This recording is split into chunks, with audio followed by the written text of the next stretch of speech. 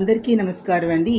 బాచీరావ్ online competitive guidance centre welcome అండి. ఈరోజు మన వీడియోలో గ్రూప్ 1 గురించి రాబోయే గ్రూప్ 1 తీసుకుంటే ఒక్క పేపర్తోనే ప్రిలిమినరీ పరీక్ష అంటే ఒక పేపర్తో ప్రిలిమినరీ పరీక్ష నిర్వహిస్తారు. మెయిన్స్లో వచ్చి తెలుగు ఇంగ్లీష్ ఉండేవి, ఆ రెండు కలిపి ఇప్పుడు 150 మార్కులకి. అలాగే చట్టాల సిలబస్లో కూడా స్వల్ప మార్కులు సంస్కరణల మీద ప్రభుత్వానికి ఏపీఎస్సీ అనేది ప్రతిపాదనలు అయితే పంపింది. సో ఇది ప్రతిపాదన కనుక ప్రభుత్వం ఆమోదించినట్లయితే ఒక పేపరే ఉంటుంది ప్రిలిమినరీలో. మెయిన్స్ వచ్చి 150 మార్కులకి ఇంగ్లీష్ తెలుగు కలిపి ఉండే అవకాశం ఉంది.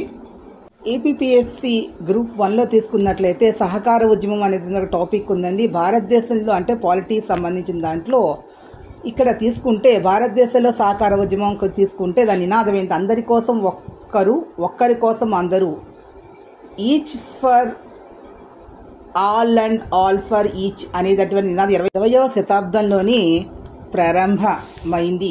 ఇక్కడ తీసుకున్నట్లయితే 1904 భారతదేశం మొదటిసారిగా సహకార క్రెడిట్ సొసైటీ చట్టాన్ని ఆమోదించారు. 1912లో అన్ని సహకార వర్తించే మరో చట్టాన్ని తీసుకొచ్చారు. 1919లో మాంటెంగో చెస్కర్ సంస్కరణ ఫలితంగా సహకారం అనేది ఒక ప్రాంతీయ అంశంగా మారింది. దీని గురించిన వివరాలు తీసుకుని స్వాతంత్రాంత సహకార ఉద్యమం మిశ్రమ ఆర్థిక వ్యవస్థ గురించి రాయాలి. ప్రణాళిక సంఘం గురించి జాతీయ సహకారం కోసం కమిటీ ఏర్పాటు 1954లో, దాన్ని గ్రామీణ క్రెడిట్ సర్వే కమిటీ అంటారు.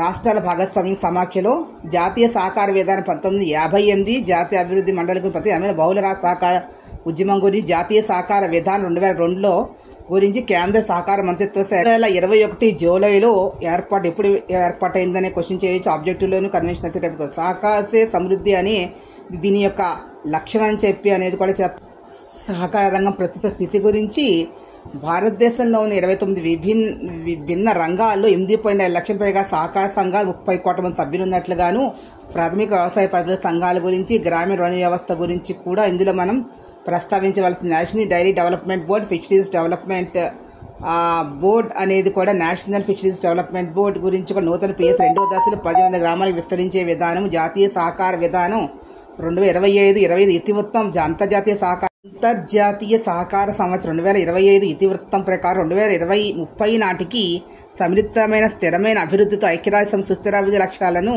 సాధించే కీలక పాత్ర పోషించాలి అనేది జాతీయ 2025ను సహకార సమృద్ధి ధ్యేయంగా ప్రకటించారు అనే విషయాన్ని 2027 నాటి భారత 3వ అతిపెద్ద ఆర్థిక వ్యవస్థ కింద 2024-25 సహకార వ్యవస్థ ప్రగతికి మార్గనిర్దేశకాల గురించి జీడీపీలో సహకార రంగం వాటా 2033 రెట్లు.